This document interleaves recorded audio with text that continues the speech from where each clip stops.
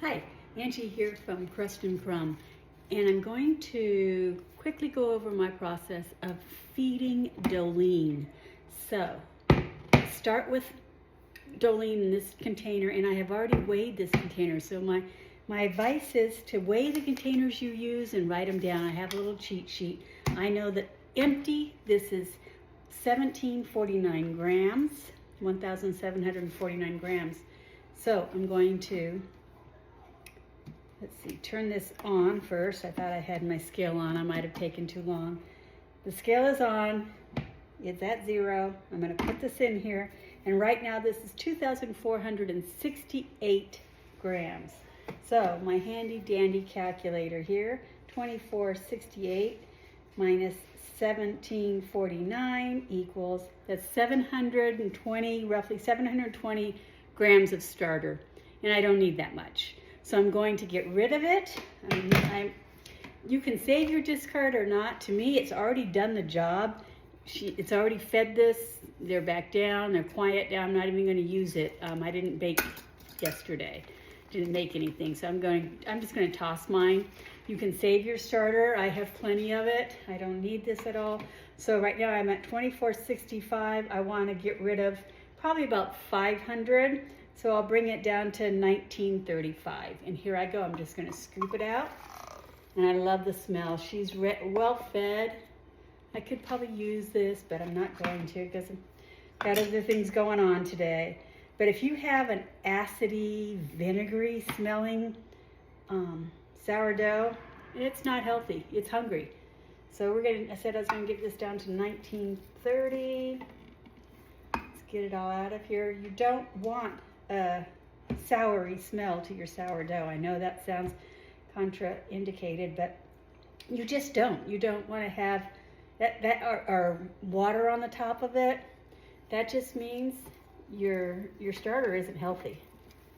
So this is healthy. Sometimes I can even skip a day and use it.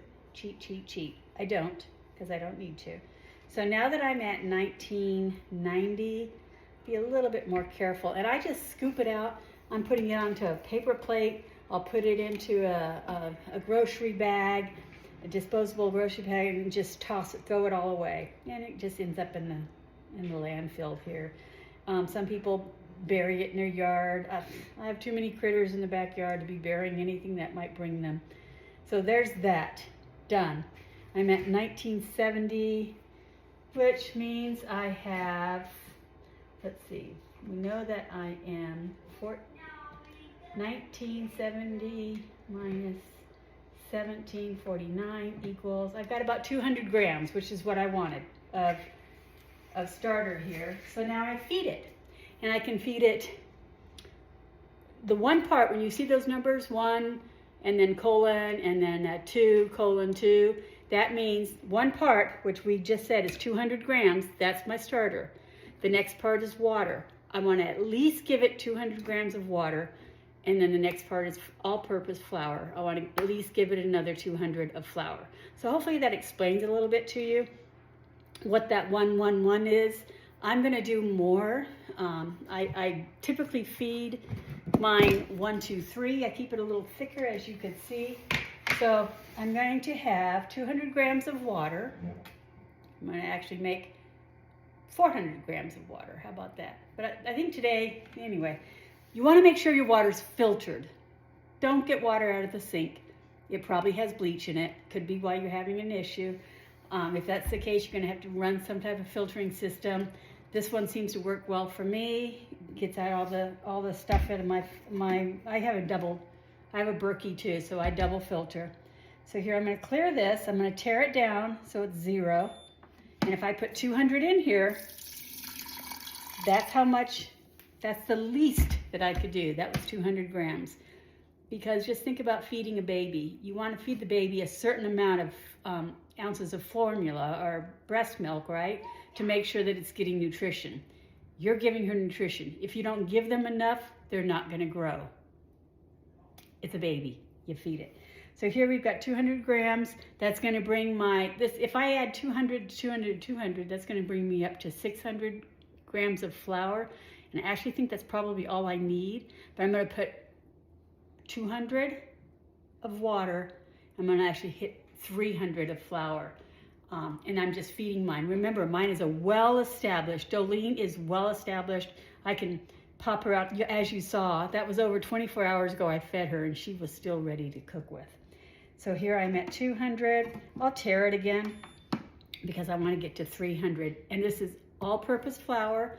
This particular one isn't fresh milled. I had some extra, so I'm going to use this. I'm at 250. I said I wanted 300.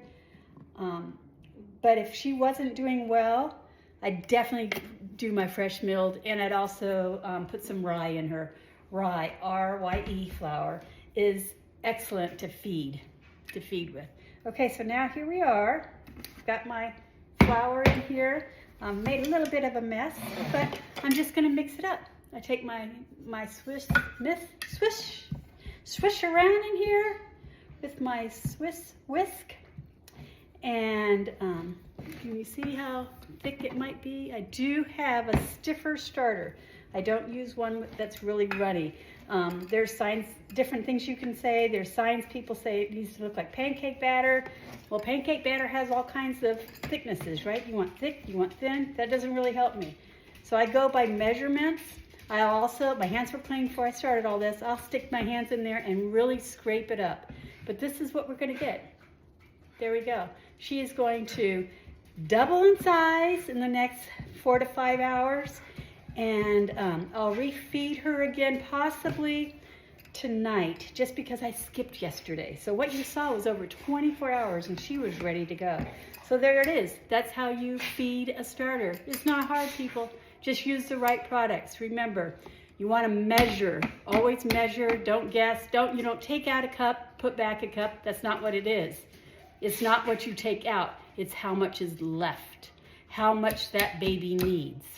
And it wants to be, if it's 1 part starter, 1 part water, and 1 part flour, then it's going to take you a while to get your starter going and get it doing very well.